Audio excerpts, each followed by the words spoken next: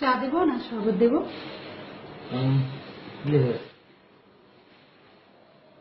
আচ্ছা ঠিক আছে, তুমি ফ্রেশ হও, আমি এসছি।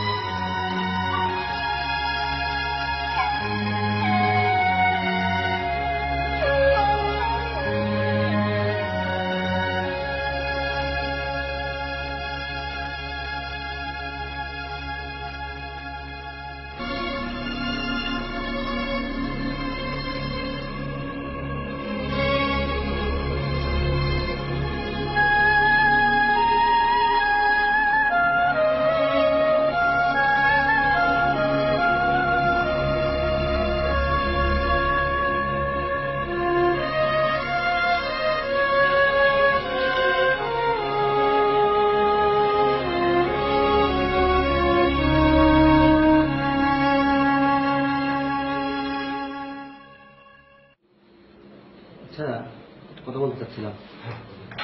এই মাত্র বোরকাপড়া মেয়েটি গেল, এর নাম কি? কেন? না মানে উনি কি প্রতিদিন আসেন? না, মাঝে মাঝে আসে। আচ্ছা, কবে কবে আসে? ছুটির দিন বাদে যে কোনো দিন।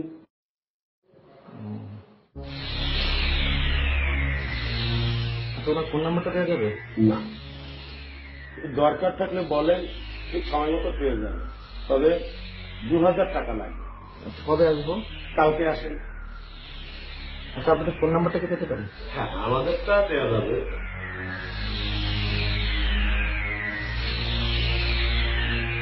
ঠিক আছে, কালকে আসেন।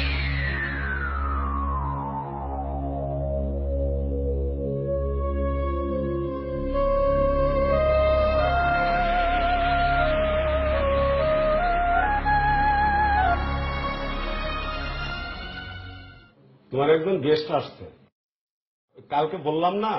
আচ্ছা ঠিক আছে, আমি এক্ষুনি আসছি। উনি কিছুক্ষণের মধ্যে চলে আসবেন। আপনি 503 নম্বর রুমে যান।